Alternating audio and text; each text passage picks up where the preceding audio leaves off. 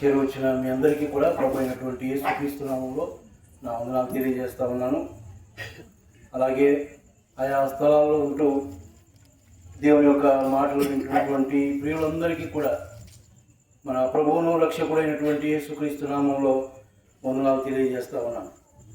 ఈ సాయంకాలం వేళ మన సహోదరి పుష్పావతి అక్క గారి ఇంటి దగ్గర చేరి రావడానికి గల కారణాన్ని ఒక 2 మాటలు నేను మీతో పంచుకొని ముందుకు వెళ్దాం.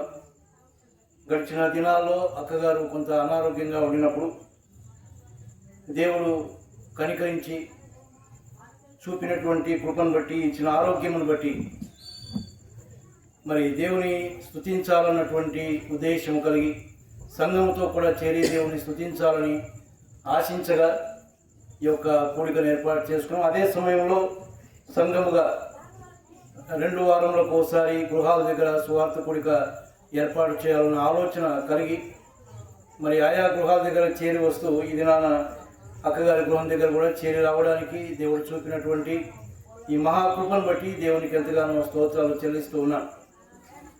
ఈ సందర్భంగా ఒక 2 వచనాలు మనం చదువుకొని వాక్యంలో ముందుకు వెళ్దాం. మనమందరము బాగా ఎరిగినటువంటి ఒక కీర్తన 103వ కీర్తనలో దావీదు పలికినటువంటి మాటలు జ్ఞాపకం చేసుకుందాం. 103వ కీర్తన మొదటి 2 వచనాలు. నా ప్రాణమా యెహోవాను సన్నుతించుము, నా అంతరంగమునున్న సమస్తమా ఆయన పరిశుద్ధ నామమును సన్నుతించుము. నా ప్రాణమా యెహోవాను సన్నుతించుము, ఆయన చేసిన ఉపకారములలో దేనిని మరో. అలాగే మరి ఒక వాక్యాన్ని చదువుకొని ముందుకు వెళ్దాం. ఆదికాండము 42వ అధ్యాయం 18వ వచనం. ఆదికాండం 42వ అధ్యాయం 18వ వచనం. 3వ దినమున యోసేపు వారిని చూచి, నేను దేవునికి భయపడవాడను, మీరు బ్రతుకున్నట్లు దీని చేయుడి. చిన్న మాట ప్రార్థన చేసుకున్నాం. కృపా కనికరము కలిగినటువంటి మా పరలోకపు తండ్రి, గొప్ప దేవ, మీ ఘనమైనటువంటి నామానికి స్తోత్రాలు చెల్లిస్తూ ఉన్నాం.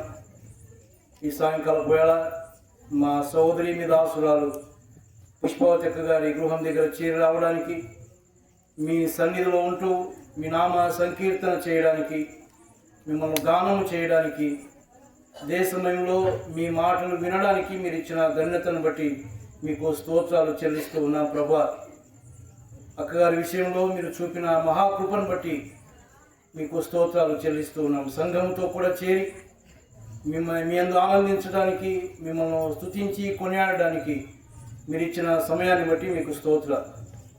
ఈ సందర్భంగా మేము చదువుకున్నటువంటి వచన భాగములను ఆశీర్వదించి మాకు దయచేయమని ప్రార్థన చేస్తాము. నిలవబడినటువంటి నన్ను మీరు సంపూర్ణంగా మరుగు చేయండి, మీ బోరగా ఉపయోగించుకోండి. చేరవచ్చిన మా అందరి క్షేమార్థమై మీరే ఈ యొక్క మాటలను పంచిపెట్టమని మా ప్రభువును రక్షకుడైన యేసుక్రీస్తు పేరట ప్రార్థించి వేడుకుంటున్నాము తండ్రి, ఆమేన్. ప్రియమైన వాళ్ళారా, మొదట మనం చదువుకున్నటువంటి భాగంలో దావీదు దేవుణ్ణి స్తుతిస్తున్నటువంటి సంగతి, నా ప్రాణమా యెహోవాను సన్నుతించుము అని తన యొక్క ప్రాణంతో చెప్పుకుంటున్నటువంటి మాట. ఎందుకు అంటే దేవుడు చేసినటువంటి ఉపకారములను దేన్ని మరవద్దు. అనేకమైన ఉపకారాలు ఆయన చేస్తూ ఉండగా మర్చిపోవద్దు అని తను తాను పురికొల్పుకుంటూ దేవుణ్ణి స్తుతిస్తూ ఉన్నాడు. అది ఒక భక్తుని అనుభవం, దేవుని పిల్లలకు ఉండేటటువంటి కృతజ్ఞతా భావం. అది ఇందాక పాట పాడుకున్నాం, అది 92వ కీర్తనలో కూడా ఆ మాట మనం చూస్తాం. యేసు ప్రభుని స్తుతించుట మంచిది అని పాట పాడుకున్నాం. కీర్తనలు 92వ కీర్తనలో యెహోవాను స్తుతించుట మంచిది అని మనం చూస్తాం. ఆయన స్తుతించడం మంచిది, ఆయన చేసినటువంటి ఉపకారములను జ్ఞాపకం చేసుకొని. అపోస్తలుడైనటువంటి పౌలు తెస్సలోనిక పత్రిక రాస్తూ అది దేవుని యొక్క చిత్తము అని మనం చూస్తాం. ఆయన స్తుతించడం, ఆయనకు కృతజ్ఞతాస్తుతులు చెల్లించడం అనేది మన విషయంలో దేవుని యొక్క చిత్తమై ఉంది. కాబట్టి ఈ దినాన అక్కగారి పట్ల దేవుడు చేసిన మేలులను బట్టి దేవుణ్ణి ఎంతగానో స్తుతించ బదులమై ఉన్నాం. భక్తుడు ఎలాగైతే తన ప్రాణంతో చెప్పుకొని స్తుతిస్తూ ఉన్నాడు, ఈ దినాల కృతజ్ఞత లేని వారు ఎక్కువగా కనిపిస్తారు. ఇదే కొత్త నిబంధన గ్రంథం లూకాసు వార్త 16వ అధ్యాయంలో ఒక ధనవంతుని చూస్తాం.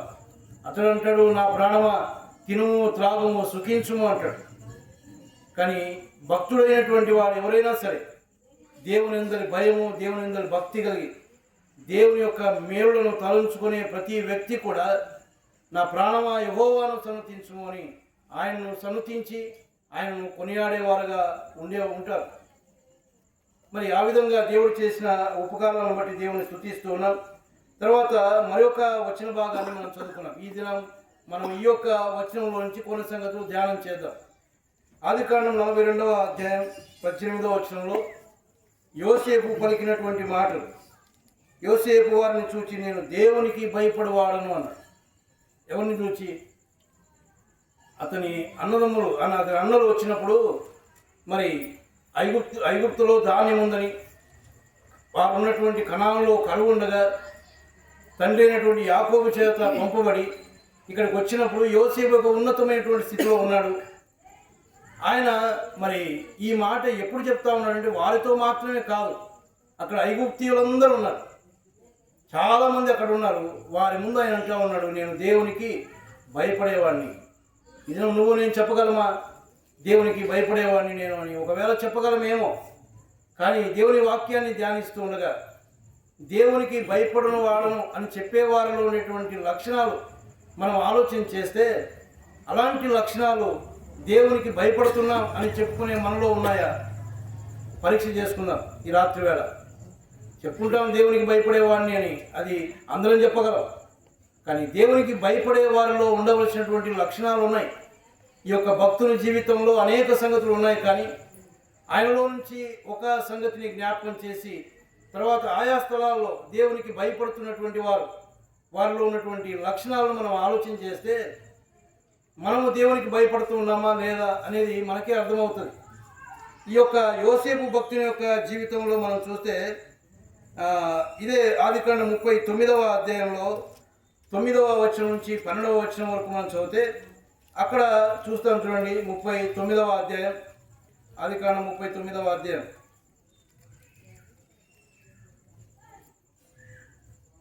9వ వచనం నుంచి, నీవు అతని భార్యవైనందున నిన్ను తప్ప మరి దేవుని నాకు అప్పగింపక ఉండలేదు, కాబట్టి నేనెట్లు ఇంత ఘోరమైన దుష్కార్యము చేసి దేవునికి విరోధముగా పాపము కట్టుకుందునని తన యజమాని భార్యతో అనెను. ఇక్కడ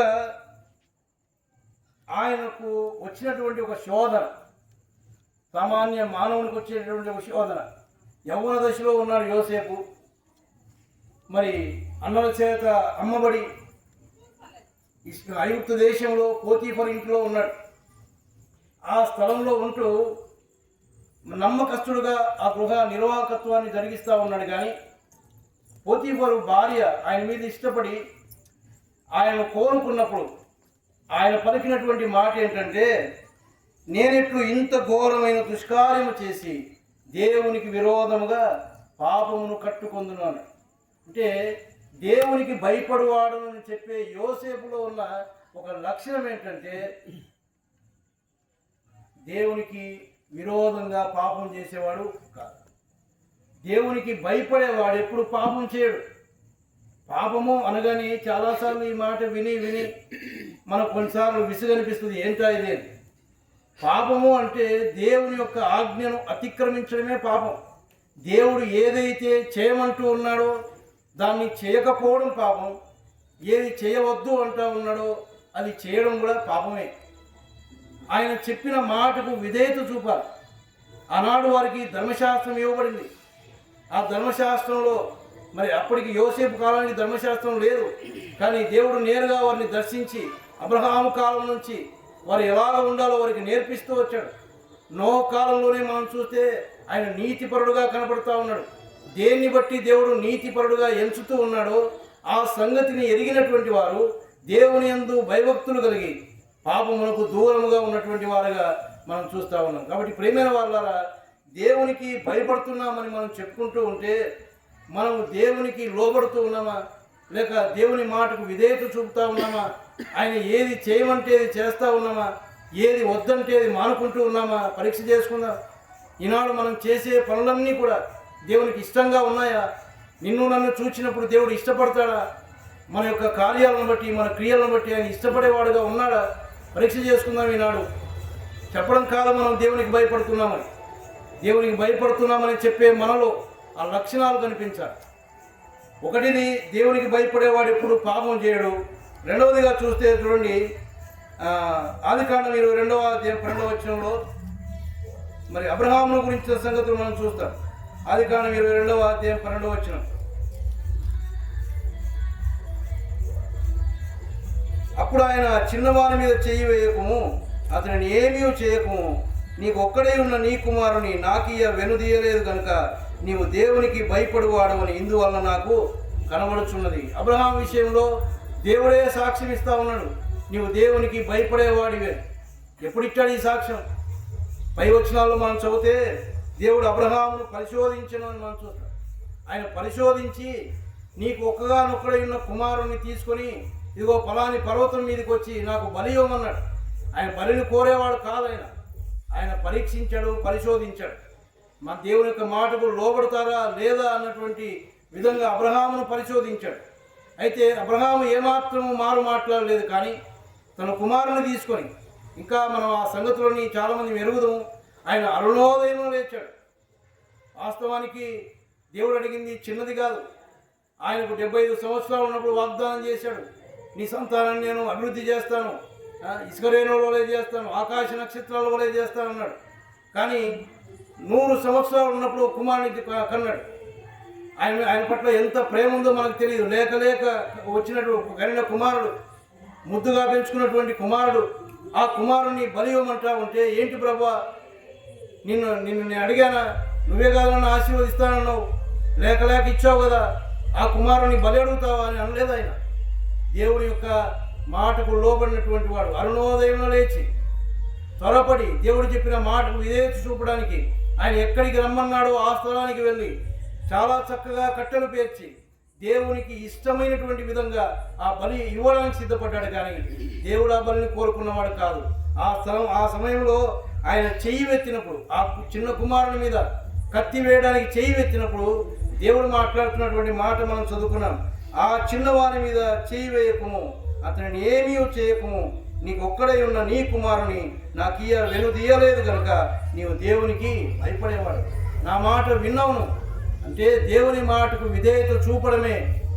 పరిస్థితులు ఏ విధమైనటువంటివైనా సరే, ఎంత కష్టమైందైనా సరే, దేవుడు చెప్పింది చెప్పినట్టు చేయడం, అది కూడా మంచి మనసుతో అరుణోదయంలో లేచి దేవునికి ఏ విధమైనటువంటి బలి అర్పించాలో ఆ విధమైనటువంటి సిద్ధపాటు కలిగి మంచి మనసుతో చేసినటువంటి కార్యం.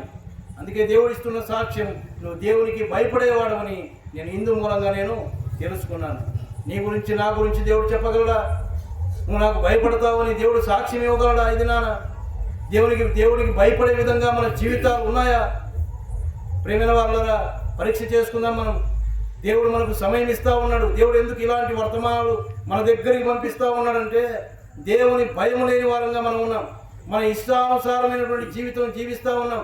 మనకి ఏది మంచిది అనిపిస్తే అది చేస్తూ ఉన్నాం. కానీ దేవునికి ఏది మంచిది, దేవుడు ఏది ఇష్టపడతాడు, దేవుడు నా నుంచి ఏమి కోరుకుంటున్నాడని ఆలోచించకుండా మన ఇష్టానుసారంగానే మనం జీవిస్తూ పైకి ఏం చెప్పుకుంటా ఉన్నాం, నేను దేవునికి భయపడతాను, ఏదో భక్తి ఉన్నట్టుగా ప్రదర్శిస్తాం. ఆ భక్తి పనికిరానటువంటి భక్తి. దేవునికి ఇష్టముగానే జీవితం కలిగి ఉండి మనం ఏ మందిరానికి వెళ్ళినా, ఎక్కడ తిరిగినా, ఎన్ని పూజలు చేసినా దానివల్ల ప్రయోజనం లేదు. దేవునికి ఇష్టపడే జీవితం, దేవుడు ఇష్టపడేటువంటి జీవితం నీలో నాలో ఉంటే దేవుడు మన యందు ఆనందించేవాడుగా ఉన్నాడు. తర్వాత ఇంకొక వ్యక్తుల గురించి మనం చూస్తే నిర్గమకాండం 1వ అధ్యాయంలో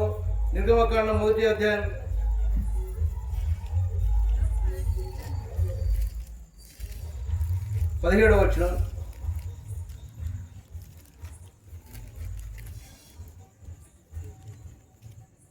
అయితే ఆ మంత్రసానులు దేవునికి భయపడి ఐగుప్తురాలు తమకు ఆజ్ఞాపించినట్లు చేయక మగపిల్లలను బ్రతకనీయగా అని మనం చూస్తాం. ఆ పైన సందర్భం ఏంటంటే, ఇశ్రాయేలీయులు ఐగుప్తు దేశంలో విస్తరిస్తూ ఉండగా మరి ఆ పుట్టినటువంటి చిన్న బిడ్డలందరినీ చంపాలనుకున్నాడు ఫరో రాజు.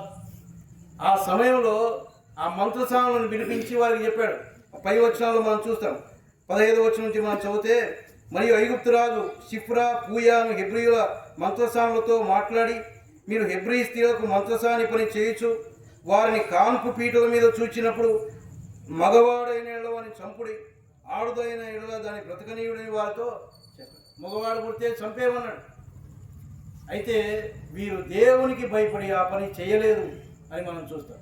అంతేకాదు 21వ వచనంలో మనం చదువుతాం, ఆ మంత్రసానులు దేవునికి భయపడినందున ఆయన వారికి వంశాభివృద్ధి కలుగజేసినాడు.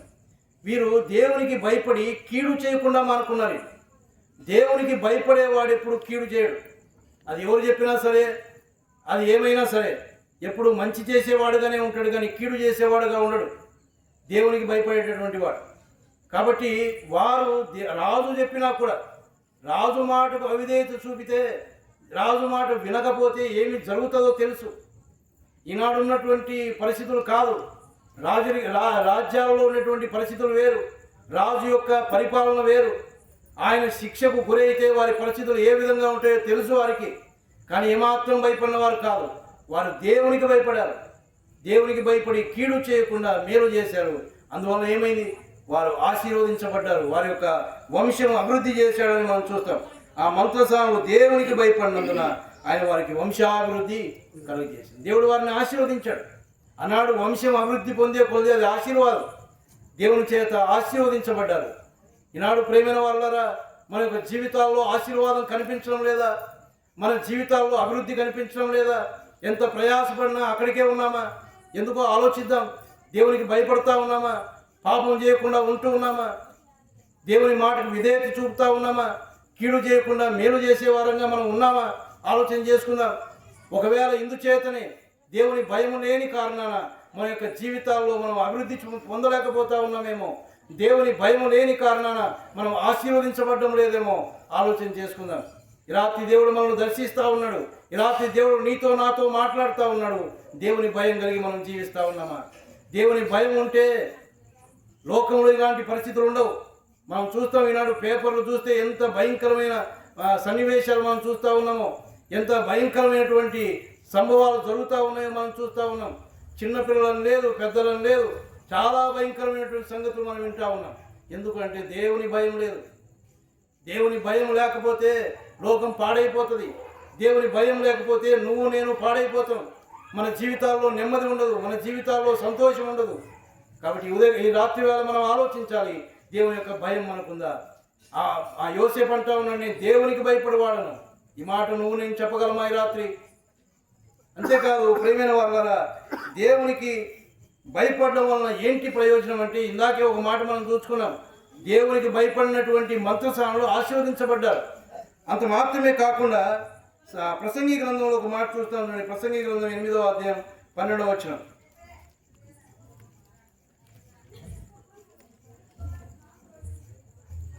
పాపాత్ములు 100 మార్లు దుష్కార్యము చేసి దీర్ఘాయుష్మంతులైనను దేవుని యందు భయభక్తులు కలిగి ఆయన సన్నిధికి భయపడేవారు క్షేమముగా ఉందరు.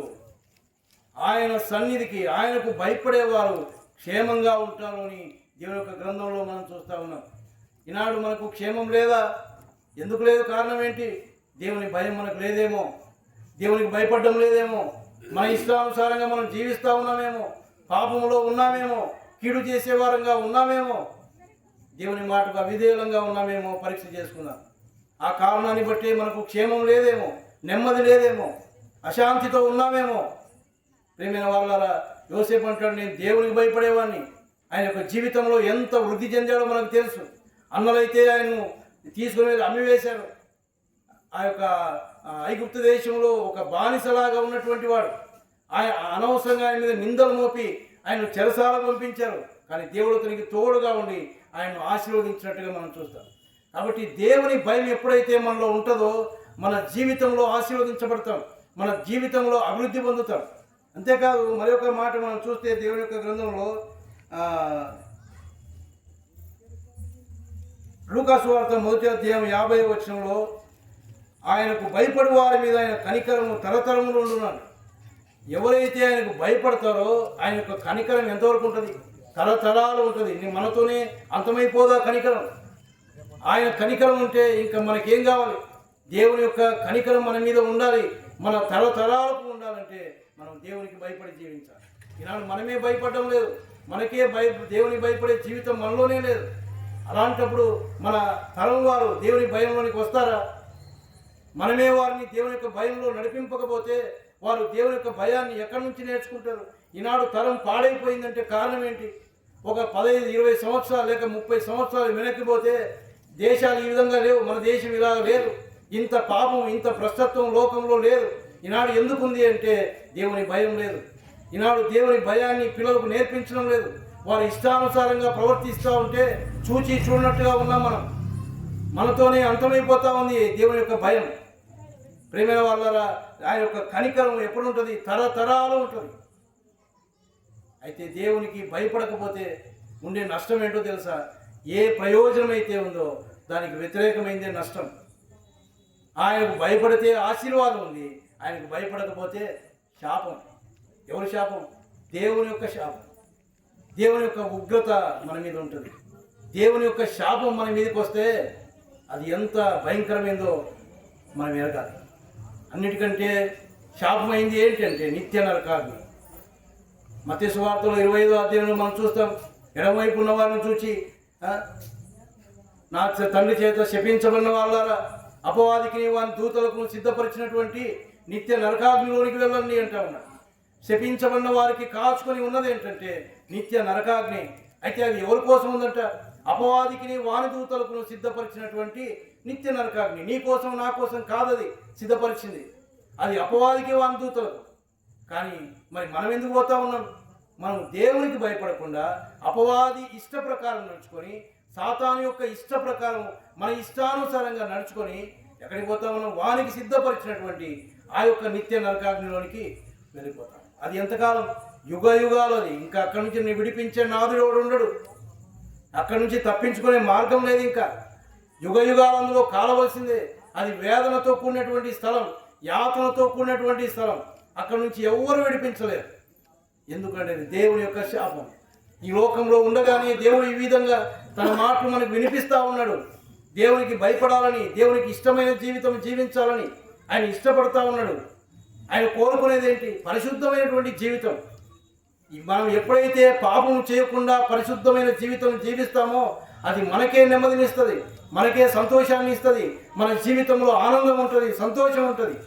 మన మేలును కోరేవాడు దేవుడు, మన క్షేమాన్ని కోరేవాడు దేవుడు. అందుకోసమే మనం ఇష్టపడినా ఇష్టపడకపోయినా దేవుడు మన దగ్గరికే దేవుని యొక్క మాటలు తీసుకొని వస్తూ ఉన్నాడు, దేవుని యొక్క మాటలు వినిపిస్తూ ఉన్నాడు. ఆయన ఈ రాత్రి దేవుడు ఏర్పాటు చేసినటువంటి ఈ యొక్క కూడిక అందుకే, నీ కోసం నా కోసం, ఇంకా ఎందరైతే దేవుని భయం లేకుండా జీవిస్తూ ఉన్నారో వారి కోసమే దేవుడు ఈ మాట వినిపిస్తూ ఉన్నాడు. మరి దేవుని యొక్క కనికరము తరతరములకు ఉంటుంది. ఎవరి మీద? ఎవరైతే దేవునికి భయపడతారో. మరి భయపడని వారి మీద ఆయన యొక్క కనికరం ఉండదు. దేవుని యొక్క గ్రంథంలో మనం చూస్తాం. గెహజీ అనే ఒక వ్యక్తిని, ఎలీషా ప్రవక్త దగ్గర ఉన్నటువంటి వాడు, ఉన్నదేమో ప్రవక్త దగ్గరే, కానీ జీవితం ఎలాగుంది? లోకాశ వైపు ఉన్నటువంటి వాడు. ఎలీషా ఏదైతే వద్దన్నాడో దాన్ని ఆశించినటువంటి వాడు. ఆశించి ఏం తెచ్చుకున్నాడు? నీకును నీ సంతతికి కుష్ఠరోగం అన్నాడు.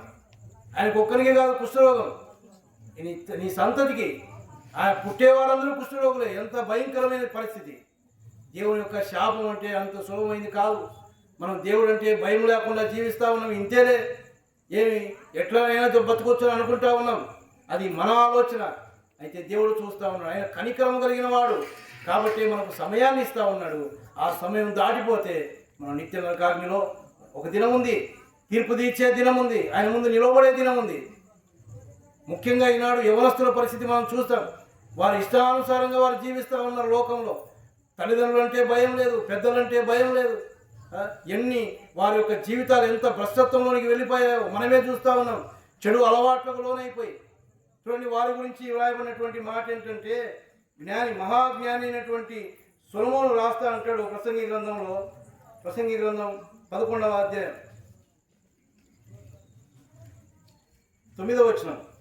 యవనుడా, నీ యవనమందు సంతోషపడము, నీ యవన కాలమందు నీ హృదయము సంతుష్టిగా ఉండనిము, నీ కోరిక చొప్పునను నీ దృష్టి యొక్క ఇష్టము చొప్పునను ప్రవర్తింపుము.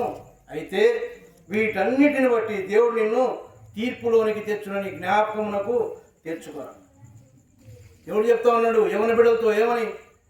నీ యవన ముందు సంతోషపడు, నీ యవన కాలమందు నీ హృదయం సంతుష్టిగా ఉండనేమో, నీ కోరిక చొప్పునను నీ దృష్టి యొక్క ఇష్టము చొప్పునను ప్రవర్తింపు. నీ ఇష్టం నీకు ఎట్లా మంచిదని పెడితే అట్లా పోతా ఉండు అని అయితే ఉన్నాడైనా. అయితే వీటన్నిటిని బట్టి దేవుడు నిన్ను తీర్పులోనికి తెచ్చు. ఒక దినం ఉంది, ఇప్పుడు వదిలిపెట్టాడని నిన్ను నన్ను దేవుని యొక్క మాటలు వినిపిస్తూ ఉన్నాడు. నువ్వు బాగుపడాలని, నువ్వు దేవుని దగ్గర ఉండాలని ఆశపడి దేవుని మాటలు వినిపిస్తూ ఉన్నాడు. అయితే దేవుని మాటకు లోబడకుండా మన ఇష్టం వచ్చినట్టు యవనంలో ఉన్నాం, యవన రక్తం, మన ఇష్టానుసారంగా మనం ప్రవర్తిస్తూ ఉన్నాం. ఎవడు అడుగుతాడు లేని అనుకుంటా ఉన్నాం. నన్ను ఎవడు అడుగుతాడు, నన్ను ఏం చేస్తారు కదా, ఉన్నటువంటి యవన బలాన్ని బట్టి మనం గర్వపడతా ఉన్నాం. అయితే ఒక దినం ఉంది ఆయన ముందు నిలబడే దినం. దేవుడు మనం సృజించాడు, ఆయన నామ మహిమాత్మ ఈ లోకంలో వదిలిపెట్టాడు. అయితే ఒక దినం ఆయన ముందు నిలబడాలి, మనం లెక్క అప్పగించాలి. మనం చేసినటువంటి ప్రతి క్రియకు దేవుని దగ్గర లెక్క అప్పగించాలి. ఎక్కడెక్కడ ఎలాంటి తప్పుడు పనులు చేశామో, ఎక్కడెక్కడ పెద్దలకు అవిధేయత చూపించామో, ఎక్కడెక్కడ చెడు మాటలు మాట్లాడామో, మన చరిత్ర అంతా కూడా దేవుడు మన కళ్ళ ముందు ఉంచి తీర్పు తీర్చబోతా ఉన్నాడు. తీర్పు తీర్చి నిత్య నరకాగ్నిలోనికి ఆయన పంపిస్తాడు. అక్కడ యుగ యుగాలు కాలవలసిందే. అగ్ని ఆరదు, పురుగు చావదు. అది భయంకరమైనటువంటి స్థలం. ఈనాడు ప్రేమైన వాళ్ళారా, దేవునికి భయపడతా ఉన్నామా? యోసేపు అంటా ఉన్నాడు, నేను దేవునికి భయపడవాడను. అంతమంది ముందు ఆయన సాక్ష్యం ఇస్తూ ఉన్నాడు. ఏదో ఒక మూల కూర్చొని అనడం లేదు నేను దేవునికి భయపడేవాడిని అని. ఐగుప్తీయులు ఉన్నారు, ఇశ్రాయేలు ఉన్నారు, అనేక దేశం నుంచి వచ్చిన వారు ఉన్నారు. వారందరి ముందు అంటా ఉన్నాడు నేను దేవునికి భయపడేవాడు. ధైర్యం కావాలి మాట చెప్పాలంటే. ఆ మాట ఎవరు వింటా ఉన్నారు? దేవుడు కూడా వింటా ఉన్నాడు. ఆ మాట చెప్తా ఉంటే. అది వాస్తవం కాకపోతే దేవుని యొక్క శాపానికి గురవుతాడు. కానీ అలాంటి జీవితం జీవించినటువంటి వాడు యోసేపు. కాబట్టి ప్రియమైన వాళ్ళారా, దేవునికి మనం భయపడకపోతే మన జీవితంలో క్షేమం ఉండదు, మన యొక్క కుటుంబాలు ఆశీర్వదించబడవు, దేవుని యొక్క శాపం మన మీద. ఎందుకు దేవునికి మనం భయపడాలి అంటే, చివరిగా నేను ఒక 2 మాటలు చెప్పి నేను ముగిస్తాను. ఎవరైనా అంటే చూడండి, మత్తయి సువార్తలో ఒక మాట మనం చూద్దాం. మత్తయి సువార్త 10వ అధ్యాయం 28వ వచనం. మత్తయి సువార్త 10:28.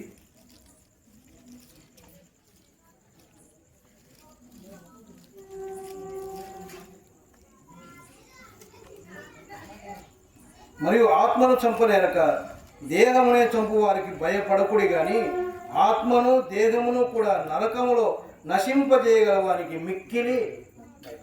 ఎవరైనా ఆత్మను దేహమును రెండు చంపేవాడు ఈయననే అని మనం ఎవరికి భయపడతా ఉన్నాం? ఆత్మను చంపనేరక దేహమునే చంపు వారికి భయపడతా ఉన్నాం. దేహం చనిపోయినా ఏం కాదు, దేహానికి ఏమైనా ఏం కాదు. ఆత్మ ఉంది. చనిపోయినప్పుడు ఏమవుతుంది? ఆత్మ దేవుని దగ్గరికి వెళ్ళాలి. శరీరం ఏమైతే మన్ను అయినది వెనుకటి వల్లనే మంటికి చేరిపోతుంది. మనందరికీ తెలుసు శరీరం మనలో కలిసిపోతుందని. కానీ ఆత్మ ఎక్కడికి పోతా ఉంది? నీ ఆత్మ తెలుసా? ఆత్మ తాను దయచేసిన దేవుని దగ్గరికి వెళ్ళాలి. అక్కడ తీర్పు ఉండబోతా ఉంది. అక్కడ తీర్పు తీర్చిన తర్వాత ఆయనకు ఆ యొక్క ఆధిక్యత ఉంది, ఆయనకు అధికారం ఉంది. ఎవరైతే ఆయనకు భయపడక ఈ లోకంలో జీవించారో వారిని నిత్య నరకాగ్నిలోనికైనా పంపించబోతాం. అందుకే అంటూ ఉన్నాడు, ఆత్మను మాత్రమే కాక ఆత్మను దేహమును కూడా నరకములో నశింపజేయగల వారికి మిక్కిలి భయపడండి. ఆయనే దేవుడు, ఆయనే సృష్టికర్త, ఆయనే పరలోక రాజ్యానికి మార్గము సిద్ధపరిచినటువంటి వాడు. ఆయన పరలోకానికి వెళ్ళాలంటే పరిశుద్ధులు మాత్రమే పరలోకానికి వెళ్తారు. ఎందుకు? దేవుడు పరిశుద్ధుడు. ఆయన పరిశుద్ధమైనటువంటి వాడు. ఆయన దగ్గర పాపానికి చోటు లేదు. అయితే మానవులందరూ పాపం చేసి ఏ భేదము లేదు, అందరూ పాపం చేసి దేవుడు అనుగ్రహించు మహిమను పొందలేకపోతా ఉన్నారని దేవుని యొక్క వాక్యం చెప్తా ఉంది. అందులో ఏ భేదం లేదు. ధనవంతులు కావచ్చు, పేదలు కావచ్చు, మంచి విద్యావంతులు అయినొచ్చు, విద్యాహీనులు అయినొచ్చు, ఎలాంటి వారైనా సరే ఏ భేదము లేకుండా అందరూ పాపం చేసి దేవుడు అనుగ్రహించే మహిమను పొందలేకపోతా ఉన్నారు. ఆ సమయంలో దేవుడు మా అందరినీ చూచి మనం దేవుని యొక్క ఉగ్రతకు పాత్రమై నిత్య నరకాగ్నికి వెళుతూ ఉండగా, ఇదిగో మరి అమూల్యమైనటువంటి పరిశుద్ధమైనటువంటి రక్తం చిందించబడాలి, నిష్కలంకమైన రక్తం చిందించబడాలి. ఎందుకంటే పాపానికి ప్రాయశ్చిత్తం అదే. రక్తం చిందింపబడకుండా పాప క్షమాపణ లేదు. పాప క్షమాపణ లేకుండా ఎవడు పరలోక రాజ్యంలో చేరుకోలేడు. కాబట్టి ఆయనే ఈ లోకానికి దిగి వచ్చాడు. మానవునిగా రక్తమాంసంలో కలిగిన వాడుగా ఈ లోకంలో జన్మించి 33.5 సంవత్సరాలు ఇదే లోకంలో ఆయన సంచరించాడు. అనేకమైన అద్భుత కార్యాలు చేశాడు. ఆయన తానే దేవుడిని నిరూపించుకున్నాడు. చివరికి మనందరి పాపముల కోసం ఆ యొక్క శిలువలో ఆయన తన అమూల్యమైనటువంటి రక్తాన్ని కార్చాడు. ఆయన అన్నాడు, నేనే మార్గం. ఎందుకన్నాడు? ఆయన మార్గాన్ని సిద్ధపరిచాడు. పరలోక రాజ్యానికి మార్గం సిద్ధపరిచాయనంటా ఉన్నాడు. నేనే మార్గం, నా ద్వారానే తప్ప ఎవడు తండ్రి దగ్గరికి చేరుకోలేడు. ఆయన తప్ప ఇంకొక మార్గం లేదు. కాబట్టి ప్రియమైన వాళ్ళారా, ఈ రాత్రి వేళ దేవుడు నీతో నాతో మాట్లాడుతూ ఉన్నాడు. మనం దేవునికి భయపడే వారంగా ఉన్నామా? దేవునికి భయపడకపోతే దేవుని యొక్క శాపం మన మీద ఉంటుంది. ఆ శాపం నిత్య నరకాగ్ని, యుగ యుగాలు అందులో కాలవలసి ఉంటుంది. అయితే ఆయన దగ్గరకు వస్తే, ఆయన దగ్గరకు వచ్చి, ప్రభువా నేను పాపిని నాయన, ఇక మీదట నేను నీ కొరకే జీవిస్తాను ప్రభువా, నేను నీ దగ్గరే ఉంటాను ఆయన, ఆయన దగ్గరకు వస్తే ఆయన మన పాపాలు క్షమిస్తాడు, పరలోక రాజ్యంలో మనం చేర్చుకుంటాడు. ఈ రాత్రి మనం తీర్మానం చేసుకుందాం. మనం దేవునికి భయపడేవారమా లేక దేవునికి భయపడని వారమా? మన జీవితాలు మనమే పరీక్ష చేసుకుందాం. దేవునికి భయపడేవారమైతే పాపం చేయకుండా ఉంటూ ఉన్నామా? కీడు చేయకుండా ఉంటా ఉన్నామా? ఎలా ఉన్నాం మనం? దేవుని మాటలు విధేయత చూపుతా ఉన్నామా? ఆయన ఏది చేయొద్దంటే అది చేయకుండా ఉంటా ఉన్నామా? ఏది చేయమంటే అది చేస్తూ ఉన్నామా? ఈనాడు రక్షించబడిన వారిని మనం కూడా ఆలోచించాలి. దేవునికి భయపడతా ఉన్నామా? మనం ఏమంటా ఉన్నాడు ఆయన? మనతో ఏం మాట్లాడుతూ ఉన్నాడు? ఆ మాటకు మనం లోబడతా ఉన్నామా? దేవుని సన్నిధిని ప్రేమిస్తూ ఉన్నామా? ఆయన సన్నిధికి రావాలని ఆశపడుతూ ఉంటే దేవుని సన్నిధికి వస్తూ ఉన్నామా? మనం కోరికలు జరుగుతూ ఉన్నాయి, ఆయన సన్నిధికి రాగలుగుతూ ఉన్నామా? ఆసక్తి ఉందా మనకు? దేవుని ప్రతి మాటకు విధేయత చూపుతూ ఉన్నామా? మందిరానికి పోతూ ఉన్నాంలే, ప్రార్థన చేస్తూ ఉన్నాంలే అనుకోవద్దు. మనం ఎంత ప్రార్థించినా, ఎంత మందిరానికి పోయినా దేవుని భయం మనలో లేకపోతే, పాపం చేయకుండా మనం ఉండకపోతే, పరిశుద్ధమైన జీవితం మనలో లేకపోతే, దేవుని మాటకు విధేయత చూపకపోతే మనం కూడా అదే నిత్య నరకాగ్నిలో ఉంటామేమో.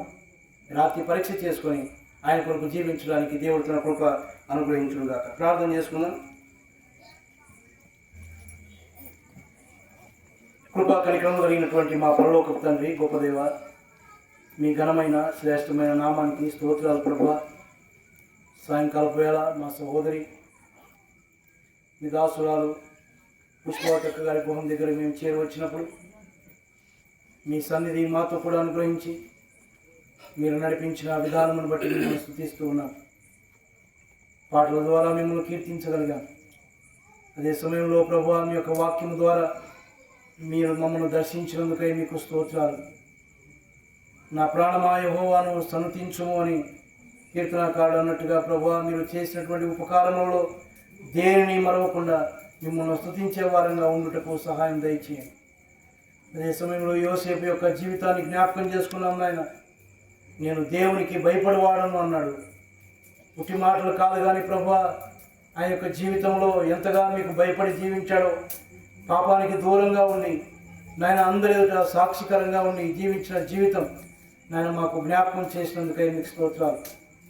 మేము దేవునికి నాయన మేము భయపడుతూ ఉన్నామా లేదా మా జీవితాలను పరీక్ష చేసుకోవడానికి మీరు ఆకలి సమీపిస్తూ ఉండగా ప్రభువా, మమ్మల్ని మేము చక్క చేసుకొని నాయన మీ యొక్క పిల్లలుగా ఈ లోకంలో జీవించి ఒక దినాల మీదట ధైర్యంగా నిలబడడానికి, పరలోక రాజ్యంలో చేరడానికి మీ సహాయం దయచేయమని, విన్న మాటలన్నింటినీ మా హృదయాల్లో భద్రపరచమని ప్రార్థన చేస్తూ ఉన్నాను.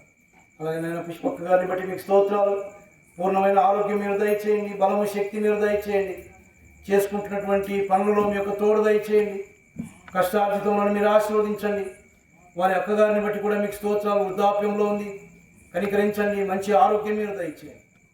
చేరవచ్చిన ప్రతి బిడ్డను మీరు ఆశీర్వదించండి. ఆయన మీ సన్నిధి పట్ల ఆసక్తి కలిగి వచ్చి ఉండగా, మీ మాటలు విని ఉండగా ప్రభువా, వారిని దీవించండి, వారిలో మీ కార్యాలు జరిగించండి. ముందున్న సమయాలు మాతో ఉండండి. ఈ రాత్రి మా అందరికీ మంచి విశ్రాంతి మీరు దయచేయమని మా ప్రభువును రక్షకుడు అయిన యేసుక్రీస్తు పేరట ప్రార్థించి వేడుకుంటున్నాం తండ్రి. ఆమేన్. అందరికీ వందనాలు.